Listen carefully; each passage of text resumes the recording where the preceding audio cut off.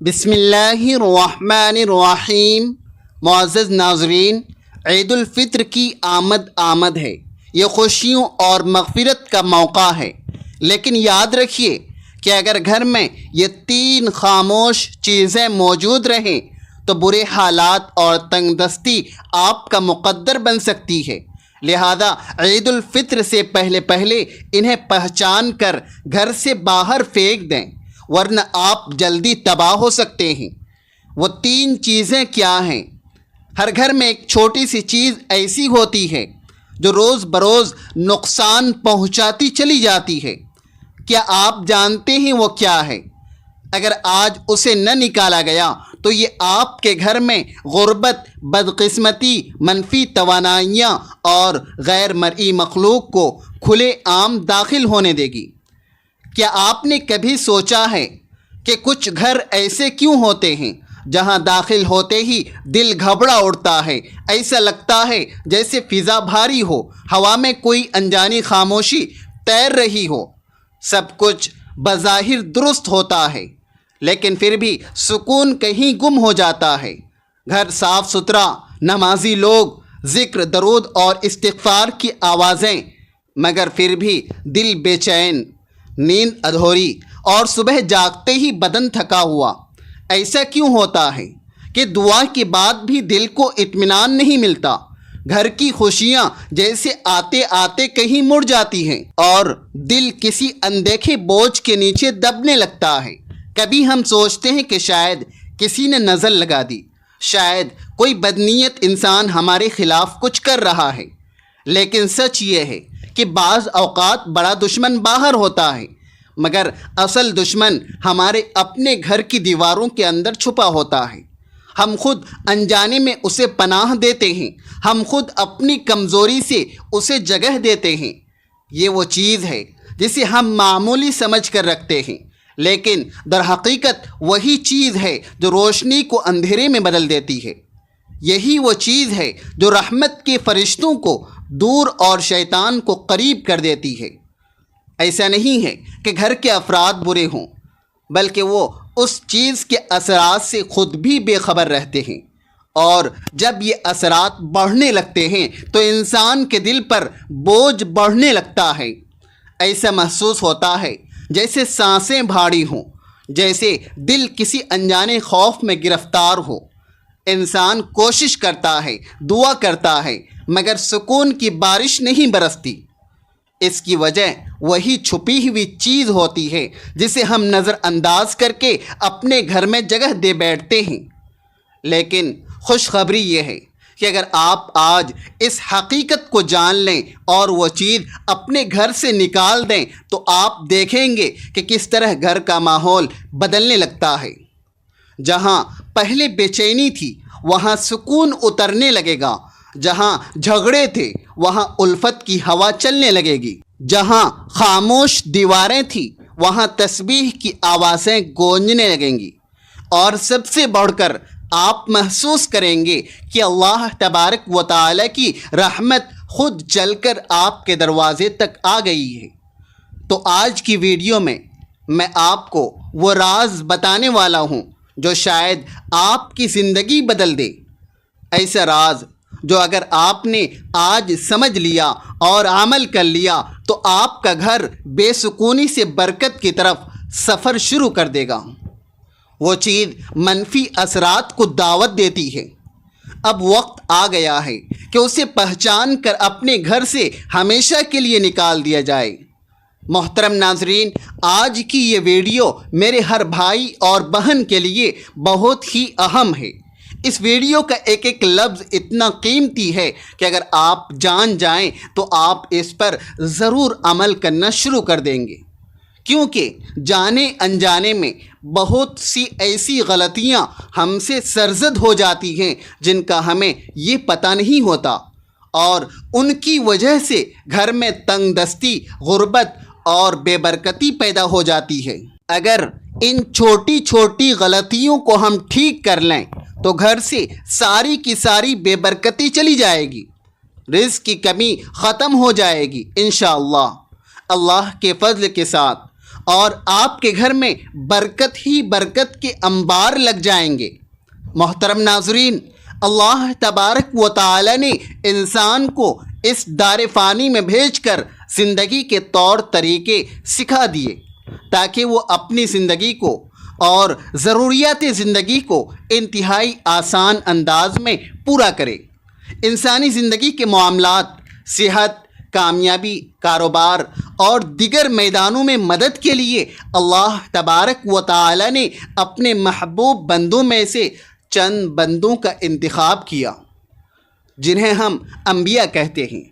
ان کے بتائے ہوئے ہر طور طریقے میں نہ صرف برکت ہے بلکہ زندگی کی فلاح اور کامیابی پوشیدہ ہے۔ انسان کسی بھی میدان میں کامیابی حاصل کرنا چاہتا ہے تو اسے سیرت نبوی صلی اللہ علیہ وسلم پر عمل پیرا ہونا ہوگا۔ اسلامی تعلیمات میں زندگی اور گھر کے سکون کے لیے چند اصول بیان کیے گئے ہیں۔ گویا کوئی انسان اگر ان پر عمل پیرا ہوتا ہے تو وہ اپنے گھر میں سکون پائے گا۔ انسان گھر میں کسی بھی کام کو سر انجام دے تو فوراً بسم اللہ پڑھے۔ اس کام کو کرنے سے قبل ہر وقت ذکر الہی میں مشغول رہے۔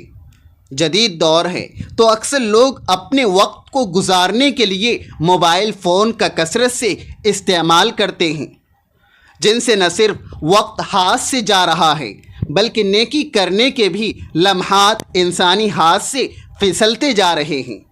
کوشش اور اہتمام اس بات کا کرنا چاہیے کہ جب بھی گھر میں کسی بھی کام میں مصروف ہوں تو استغفر اللہ، اللہ اکبر، الحمدللہ، یا حی یا قیوم وغیرہ کے اذکار کو نہ صرف خود اپنی زبان پر جاری رکھیں بلکہ اپنے بچوں کو بھی اس بات کی ترغیب دیں۔ سورۃ المدثر میں اللہ تبارک و تعالی نے ایک جنتی اور جہنمی کا مکالمہ بیان کیا، جس میں جنتی جہنمی سے سوال کرتا ہے کہ کون سی چیز تجھے جہنم میں لے کر آئی ہے، تو اس پر وہ جواب دیتا ہے کہ ہم نماز پڑھنے والوں میں سے نہ تھے۔ یہ تو وہ لوگ ہیں جو نماز نہیں پڑھتے، جو نماز پڑھتے ہیں لیکن اس میں سستی کرتے ہیں، وقت ضائع کرتے ہیں اور قصداً نماز کو دیری سے پڑھتے ہیں۔ ان کے متعلق بھی ارشاد فرمایا، پس ان نمازیوں کے لیے ہلاکت ہو جو اپنی نماز سے غافل ہیں۔ گویا یہ نماز دوڑ پڑھتے ہیں، ان میں اکثر غفلت میں پڑ جاتے ہیں، ان کے لیے بھی خرابی ہے۔ لہٰذا گھر میں برکت چاہتے ہیں تو اکثر نماز کا اہتمام گھر میں کیا کریں۔ نوافل سنت تو لازم گھر میں ہی ادا کیا کریں۔ گھر میں نوافل سنت پڑھنے کے بہت سے فوائد ہیں۔ ایک تو بچوں کو دیکھ کر نماز کی ترغیب ملتی ہے، دوسرا گھر میں برکت رہتی ہے۔ گھر میں برکت کے لیے قرآن مجید کی تلاوت کا اہتمام کیا جائے، اگرچہ تھوڑا ہی کیا جائے لیکن روز کی بنیاد پر کیا جائے۔ آپ چاہیں تو ایک صفحہ تلاوت کریں، لیکن تلاوت روز کی بنیاد پر ہو سکے تو اپنے بچوں کو ایک صفحہ روزانہ تلاوت کر کے سنائیں تاکہ ان میں قرآن مجید کی تلاوت کا شوق پیدا ہو۔ قرآن مجید کی کوئی بھی سورت تلاوت کریں، گھر میں برکت کا ہی باعث بنتی ہے۔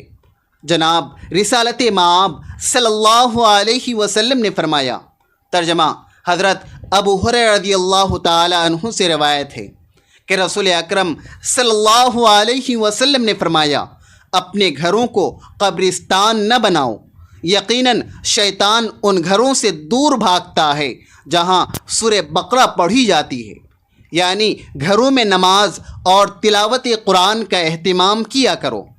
اہل علم فرماتے ہیں کہ روزانہ رات عشاء کی نماز کے بعد جو شخص سورہ واقعہ کی تلاوت کرتا ہے، اللہ تبارک و تعالی اس کے رزق میں بے پناہ اضافہ فرماتا ہے۔ صبح صبح سورہ یاسین کی تلاوت بھی کرنی چاہیے۔ جمعۃ المبارک کو سورہ کہف کی تلاوت کرنی چاہیے۔ قرآن مجید میں اللہ تبارک و تعالی نے تقوی سے متعلق ارشاد فرمایا اور زاد راہ یعنی راستے کے خرچ سے لے لیا۔ یقیناً سب سے بہتر زاد راہ تقوی ہے۔ اور اہل عقل مجھ سے ڈرتے رہو۔ پھر ارشاد ہوا یقیناً اللہ تبارک و تعالیٰ کے نزدیک تم میں سب سے زیادہ عزت والا وہ ہے جو سب سے زیادہ پرہیزگار ہے۔ بے شک اللہ تبارک و تعالیٰ سب کچھ جاننے والا باخبر ہے۔ گھر میں برکت کے لیے عمل یہ ہے کہ انسان اللہ تبارک و تعالیٰ سے جس طرح ڈرتا ہے یا اس کی محبت میں مجلس میں، مسجد میں، سفر میں تقوی اختیار کرتا ہے، ویسے ہی گھر میں جب وہ تنہائی میں ہو، جب اسے کوئی نہ دیکھ رہا ہو سوائے رب کائنات کے، اس وقت بھی وہ تقوی اختیار کرے۔ اپنی بیوی، بچوں، والدین اور بہن بھائیوں کے ساتھ حسن سلوک محض اللہ تبارک و تعالیٰ کی رضا کی خاطر، یہ عمل بھی گھر میں برکت کا سبب ہے۔ اس میں کوئی دو رائے نہیں کہ جب انسان مل کر کھانا کھاتے ہیں تو اللہ عز و جل اس میں برکت ڈال دیتا ہے، اور پھر جب افراد گھر کے ہوں، والدہ ہوں، والد ہوں یا میاں بیوی، بچے، بہن بھائی، سب مل کر بیٹھ کر ایک جگہ اہتمام کے ساتھ اللہ تبارک و تعالیٰ کے نام سے شروع کریں تو برکت کا کیا عالم ہوگا۔ جدید دور میں یہ روایت ختم ہوتی جا رہی ہے۔ اب اگر کوئی اپنے کمرے میں بیٹھا ہے تو وہیں کھانا کھائے گا، اگر کوئی اسٹڈی روم میں ہے تو وہ وہیں کھانا کا اہتمام کرے گا۔ والدین الگ بیٹھ کر کھا رہے ہوتے ہیں، ایسا کرنا برکت کو ختم کرنے کی مترادف ہے۔ جناب رسالت مآب صلی اللہ علیہ وسلم نے فرمایا اللہ تبارک و تعالیٰ کے ہاں سب سے زیادہ پیارا کھانا وہ ہے جس پر ہاتھوں کی کثرت ہو، یعنی جہاں لوگ زیادہ ہوں۔ آپ صلی اللہ علیہ وسلم نے ارشاد فرمایا، صحابہ نے عرض کیا یا رسول اللہ صلی اللہ علیہ وسلم، ہم کھاتے ہیں مگر سیر نہیں ہوتے، تو فرمایا شاید تم لوگ الگ الگ ہو کر کھاتے ہو۔ صحابہ نے جواب دیا ہاں۔ فرمایا اپنے کھانے پر اکٹھے ہو جاؤ اور اس پر اللہ تبارک و تعالیٰ کا نام لو، اس میں تمہارے لیے برکت ڈال دی جائے گی۔ اللہ تبارک و تعالیٰ نے رزق کی تقسیم کے اوقات کار مقرر تو نہیں کیے، لیکن اسلامی تعلیمات سے معلوم ہوتا ہے کہ چند ایسے اوقات کار ہیں جن میں اگر انسان رزق حلال کی تلاش میں نکلے تو اسے نہ صرف رزق ملتا ہے بلکہ اس کے رزق میں اللہ تبارک و تعالی برکت بھی ڈال دیتا ہے۔ ہماری تہذیب و ثقافت کا یہ حصہ رہا ہے کہ ہمارے بڑے صبح جلدی اٹھ جاتے تھے، فجر کی نماز ادا کرنے کے بعد تلاوت قرآن کرتے تھے اور پھر رزق حلال کی تلاش میں نکل پڑتے تھے، یہاں تک کہ وہ شام کو واپس لوٹ آتے تھے اور عشاء کی نماز کے بعد سو جاتے تھے۔ یہ ایسا وقت ہے رزق حلال کے لیے جس میں نہ صرف انسان زیادہ سے زیادہ اللہ تبارک و تعالیٰ کا فضل سمیٹ سکتا ہے بلکہ اس میں برکت بھی حاصل کرتا ہے۔ لیکن عصر حاضر میں تمام اوقات کار بدل چکے ہیں۔ لوگ اب فجر کے وقت سوتے ہیں اور ساری رات جاگتے ہیں۔ ہم یہ دیکھ سکتے ہیں کہ ان گھروں میں 4 سے 5 افراد کمانے والے ہیں، لیکن پھر بھی برکت نہیں، سکون نہیں، جبکہ ہمارے اجداد میں محض ایک شخص کمانے والا ہوتا تھا اور پورے گھر کو ایک ہی فرد کافی رہتا تھا۔ لہٰذا اگر آج ہم چاہتے ہیں کہ ہمارے گھروں میں اور رزق میں برکت ہو تو صبح جلدی اٹھنے کی عادت ڈالیں اور رات کو جلدی سونے کی عادت ڈالیں۔ اللہ پر توکل کرنا جیسا کہ اس کا حق ہے، جو کوئی اللہ تبارک و تعالیٰ پر توکل کرتا ہے تو اللہ تبارک و تعالیٰ اس کی جملہ امور کا کفیل ہو جاتا ہے۔ بے شک اللہ بہت غالب، بڑی حکمت والا ہے۔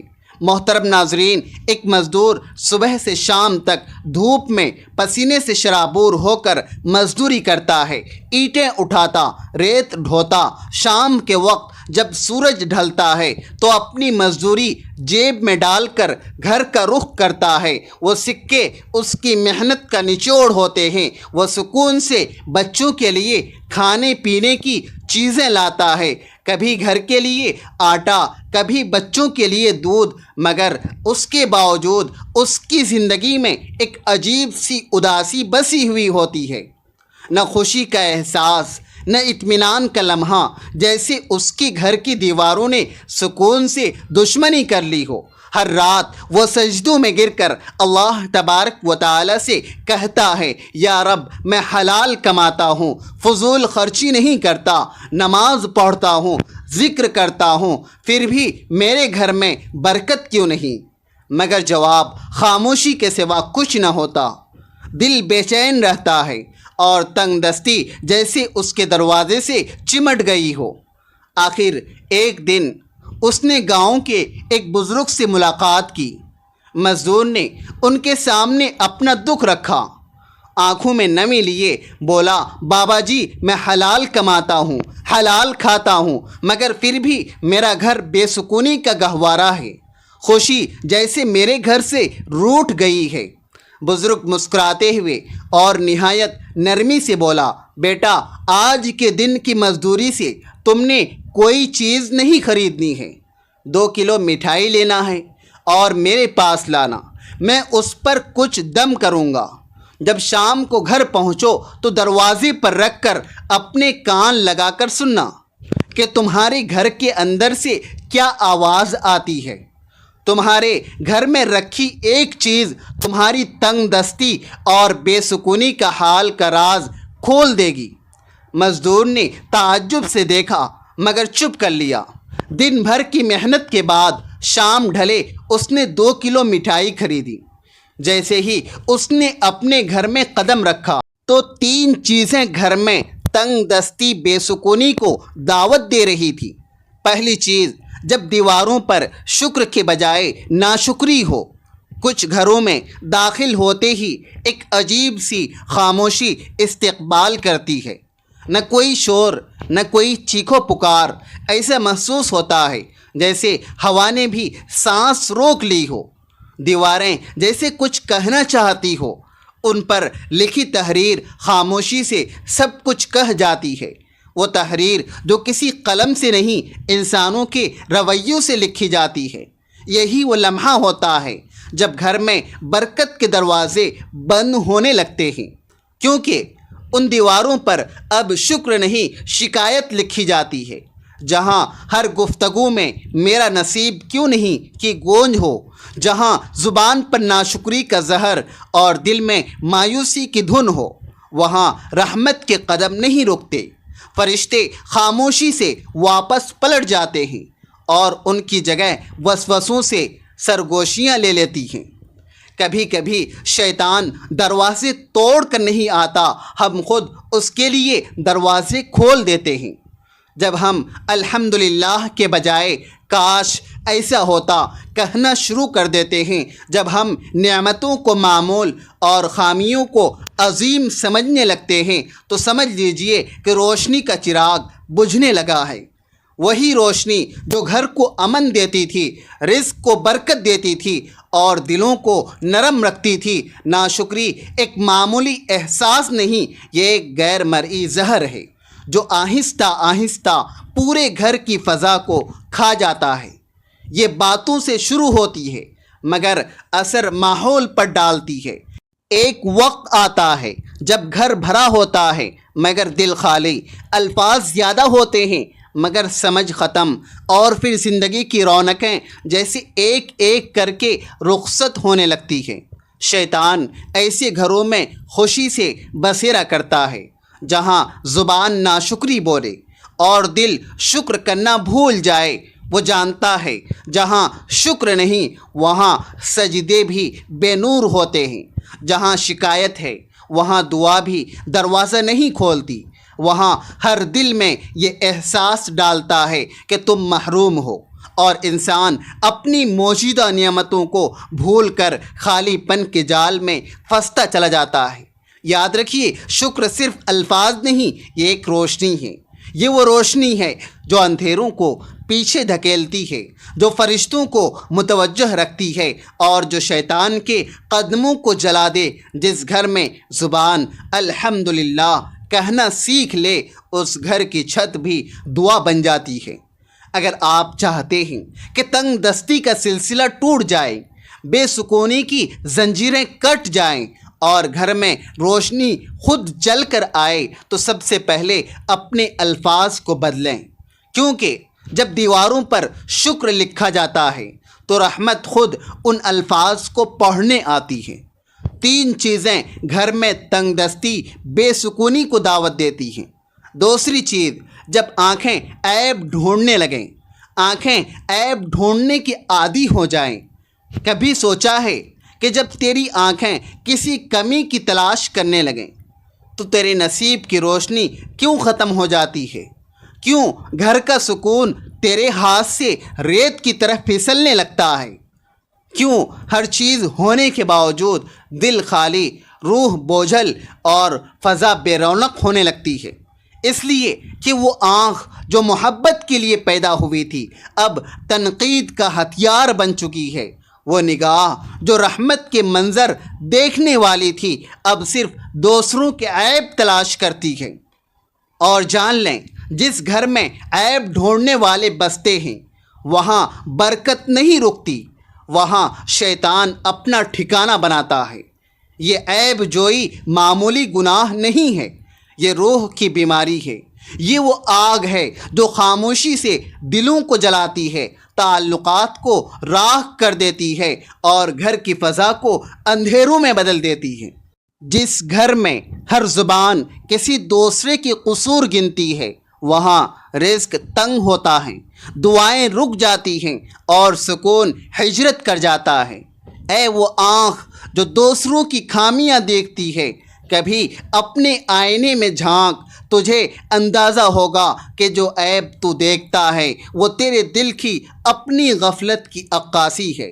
جو دوسروں میں کمی تلاش کرتا ہے وہ دراصل اپنے اندر کے خالی پن سے بھاگ رہا ہوتا ہے۔ ایسے لوگ گھروں میں شور چھوڑ جاتے ہیں مگر سکون کبھی نہیں۔ شیطان جانتا ہے کہ محبت والے گھر اس کے دشمن ہیں، اس لیے وہ گھروں کی نگاہوں میں زہر گھول دیتا ہے۔ وہ دلوں کے درمیان دیواریں کھڑی کر دیتا ہے، وہ کانوں میں سرگوشی کرتا ہے۔ دیکھو اس نے تمہارے ساتھ ایسا کیا ہے، اور جب تم اس کے بہکاوے میں آ جاتے ہو تو سمجھ لو تمہارے گھر کی فضا بدل گئی۔ اب وہاں صرف وسوسے بستے ہیں، محبت نہیں۔ یاد رکھو، جس گھر کی آنکھیں عیب دیکھنے لگتی ہیں اس گھر کی برکتیں پردہ کر لیتی ہیں۔ جہاں نگاہ میں بدگمانی ہو وہاں فرشتے نہیں آتے، وہاں شیطان رقص کرتا ہے، ناچتا ہے۔ اس کی ہنسی تمہیں سنائی نہیں دیتی مگر تمہاری ہر بے سکونی اس کی فتح کی گواہی دیتی ہے۔ دلوں کو جوڑنے والی آنکھیں جنتی ہوتی ہیں اور توڑنے والی آنکھیں جہنمی ہوتی ہیں۔ رحمت ان گھروں میں اترتی ہیں جہاں نگاہیں پردہ ڈالنا جانتی ہیں، جہاں زبان محبت تلاش کرتی ہے، جہاں دل دوسروں کے لیے دعا کرتا ہے نہ کہ عیب بیان کرے۔ مومن اگر چاہتا ہے کہ تیرے گھر سے تنگ دستی کا سایہ رخصت ہو جائے، بے سکونی کی زنجیریں ٹوٹ جائیں، تو اپنی نگاہ کو پاک کر عیب دیکھنے کے بجائے خوبی دیکھ۔ عیب چھپانے والا اللہ تبارک و تعالیٰ کا دوست بن جاتا ہے اور عیب پھیلانے والا شیطان کا۔ جب آنکھیں محبت سے دیکھنے لگتی ہیں تو رحمتیں خود دروازہ کھول کر آتی ہیں۔ جب آنکھ دوسروں کی کمی میں الجھ جائے تو سمجھ لے کہ شیطان تیرے ذہن میں اتر چکا ہے۔ تیسری چیز، جب دروازے دعاؤں سے نہیں آوازوں سے کھلیں۔ کیا تم نے کبھی سوچا ہے کہ گھر وہ جگہ ہے جہاں امن اترنا چاہیے، جہاں ہر سانس میں محبت کی خوشبو ہونی چاہیے، جہاں دروازے کھلیں تو اسلام کی روشنی پھیلے، لیکن اگر وہی دروازہ شور اور تلخی اور چیخ و پکار سے کھلے وہاں زحمت نے جگہ لے لی ہے۔ جب گھروں کے دروازے سلام سے خالی ہو جائیں تو وہاں فرشتے نہیں آتے۔ جب الفاظ بھاری ہو جائیں تو وہاں فضا بھی بوجھل ہو جاتی ہے، اور جب گفتگو میں تلخی پیدا ہو جائے تو برکت زمین سے اڑ جاتی ہے۔ یہی وہ لمحہ ہے جب شیطان دروازہ کھولتا ہے اور کہتا ہے اب یہ گھر میرا ہے۔ گھر کا شور صرف آوازوں کا نہیں ہوتا، یہ دلوں کے شور سے جنم لیتا ہے۔ جب ماں کا دل دکھی ہو، ماں کا چہرہ بوجھل ہو، بچوں کے لہجے میں کرواہٹ ہو، تو یہ شور دیواروں سے ٹکرا کر واپس آتا ہے، اور آہستہ آہستہ وہ شور گھر کے در و دیوار سے روشنی کھینچ لیتا ہے۔ پھر وہی گھر جو کبھی سکون کا گہوارہ تھا اب بے برکتی کا مرکز بن جاتا ہے۔ یہ شور صرف الفاظ نہیں، یہ رحمت کے فرشتوں کے لیے بند دروازے ہیں۔ وہ گھر جہاں آوازیں اونچی ہو، جہاں زبان تیز ہو، جہاں دلوں میں برداشت نہ ہو، وہ گھر اصل شیطان کا ٹھکانہ بن جاتا ہے، کیونکہ شیطان کو خاموشی نہیں شور پسند ہے۔ اسے وہ گھر پسند ہے جہاں بحث ہو مگر دعا نہ ہو، جہاں غصہ ہو مگر صبر نہ ہو، جہاں میں ہوں مگر ہم نہ ہو۔ اگر تم چاہتے ہو کہ تنگ دستی تیرا مقدر نہ بنے تو اپنے گھر کے دروازے آوازوں سے نہیں دعاؤں سے کھولو۔ سلام کو اپنے دہلیز کا پہلا لفظ بناؤ، درود کو اپنے دروازے کا پہرے دار بناؤ۔ جب زبان سے سلام نکلتا ہے تو فرشتے جواب دیتے ہیں، لیکن جب زبان سے شور نکلتا ہے تو رحمت کے دروازے بند ہو جاتے ہیں۔ ہر گھر میں خوشحالی، رزق، برکت اور محبت اس وقت اترتی ہے جب اس گھر کا پہلا کلمہ سلام ہو۔